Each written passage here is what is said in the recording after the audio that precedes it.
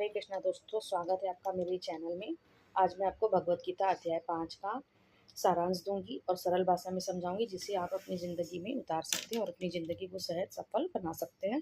भगवत गीता अध्याय 5 का नाम है कर्म संन्यास योग। इसे कर्म संन्यास योग भी कहा जाता है।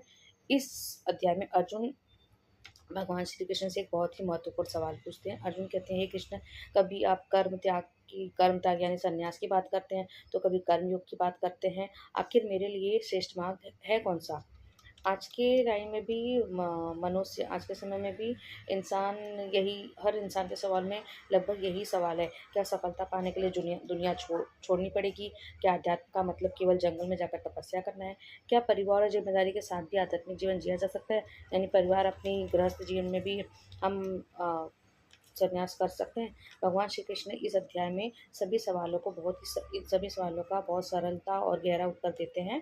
तो वीडियो के अंत तक बने रहिए। अध्याय 5 का नाम है कर्म संन्यास योग। इसका अर्थ है कर्म करते हुए भी भीतर से आसक्ति और अहंकार का त्याग कर देना।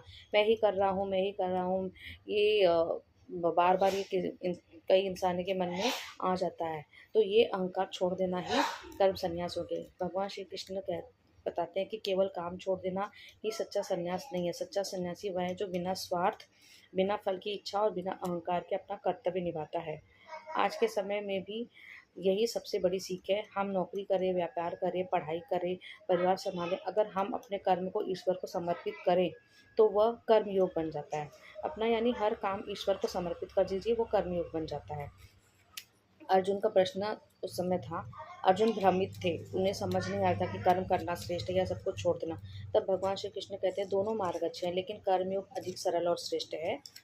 क्योंकि हर इंसान के लिए संसार छोड़ना इजी नहीं है। आज परिवार को छोड़ना हर इंसान के लिए इतना आसान नहीं है, क्योंकि उनके पीछे जिम्मेदारी होती है।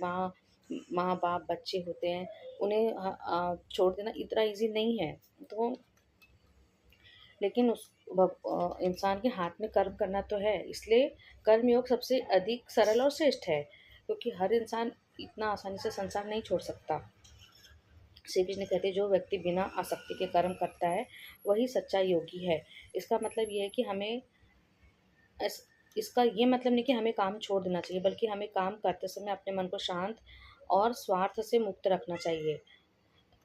कर्मयोग की सबसे बड़ी सीख क्या है? भगवान श्री कृष्ण बताते हैं, इंसान को कर्म करते रहना चाहिए, क्योंकि कर्म से भागना जीवन से भागना है।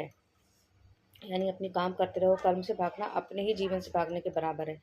लेकिन समस्या कर्म में नहीं, समस्या है कर्म के फल से जुड़ी हमारी अपेक्षाओं में, हमारी एक्सपेक्टेशन में। यानी हम कर्म कर रहे हैं बार बार, हम और उससे हमारा क्या रिजल्ट आएगा, कितना आएगा, कब आएगा, हम उस पर ज़्यादा फोकस करते हैं। तो भगवान हमें उस चीज़ से दूर रहने की बात करते हैं, क्योंकि ये तो प्रमाणित है, कर्म करोगे तो फल मिलेगा ही। तो बार बार उसे सोचकर अपने कर्म करने की जो इंटेंसिटी है, जो आपकी जो फोकस बढ़ाने की क्षमता है, वो आप कर्म पे ही कीजिए।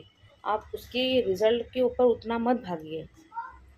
जब हम हर काम के बदले केवल परिणाम चाहते हैं, तब चिंता पैदा होती है, डर पैदा होता है, तनाव पैदा होता है। जैसे स्टूडेंट पढ़ रहा है, वो पढ़ते पढ़ते हुए सोच रहा है, इतना मार्क्स आएगा, कब आएगा, मेरा इससे कम आएगा, मेरा यहाँ एडमिशन हो पाएगा, नहीं हो पाएगा। तो वो सारे तनाव के साथ काम करने से अच्छा फ्री माइंड से पढ़ाई करे, तो उसके लिए वो ज़्यादा अच्छा होगा और बहुत अच्छी तरीके से वो पढ़ाई कर पाएगा। इसी का नाम तो कर्मयोग है।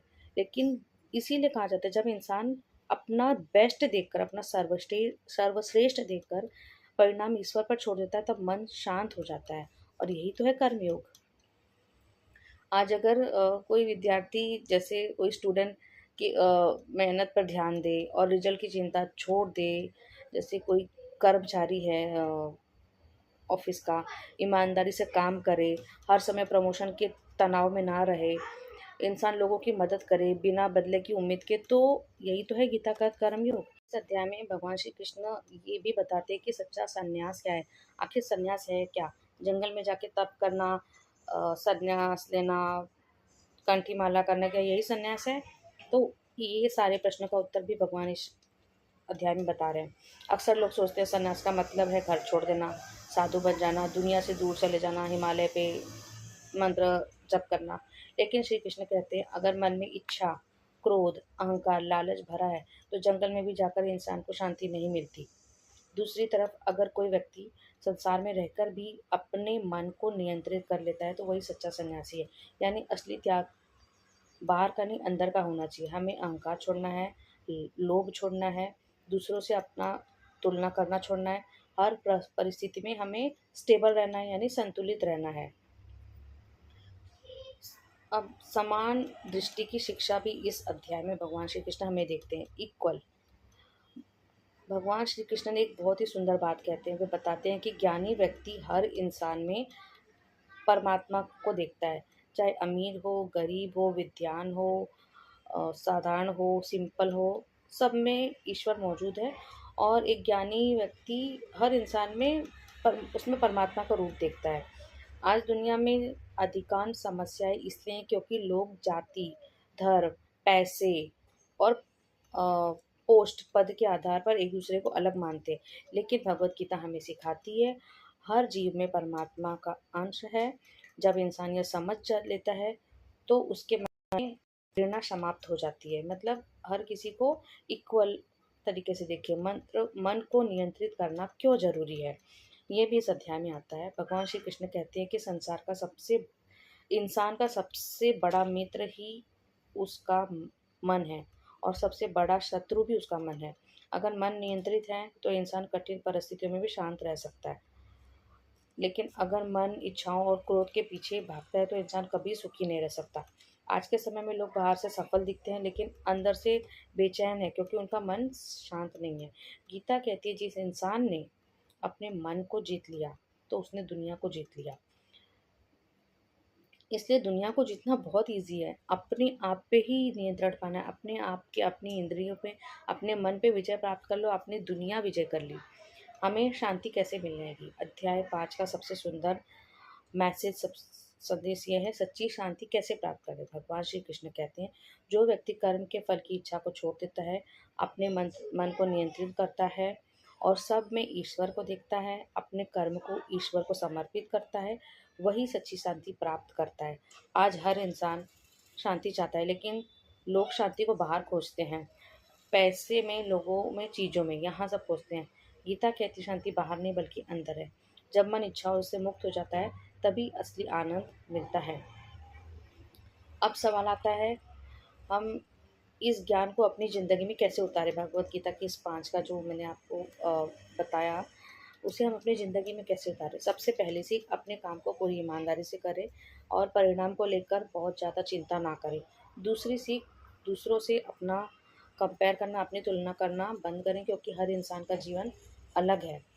तीसरी सीख, अपने मन को शांत रखने के लिए रोज़ कुछ समय ध्यान, प्रार्थना और आत्मचिंतन में लगाएं, यानी मेडिटेशन करें, प्रार्थना करें।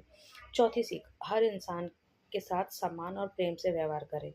पांचवी सीख, अपने अहंकार को कम करें। याद रखिए जो कुछ भी हमारे पास है वो ईश्वर का ही दिया हुआ है। ठीक है, तो ये है भगवत गीता का 5वां अध्याय जो मैंने आपको बहुत ही संक्षिप्त में बताया। और एक सबसे पावरफुल कंक्लूजन इसमें है, निकलता है। भगवत गीता का अध्याय 5 हमें सिखाता है जीवन से भागना नहीं है बल्कि सही तरीके से जीवन जीना सीखना है। सच्चा योग वही है जहाँ इंसान कर्म भी करे और भीतर से शांत भी रहे। अगर हम बिना स्वार्थ, बिना अहंकार, बिना लालच के अपने कर्तव्य निभाना सीख जाएं तो आज हमारा पूरा जीवन बदल सकता है। श्री कृष्ण का संदेश आज भी उतना ही सत्य, पावरफुल है जितना कि हजारों साल पहले था। तो आज से हमें एक संकल्प लेना चाहिए। मैं आपसे गुजारिश करती हूँ कि एक संकल्प लीजिए।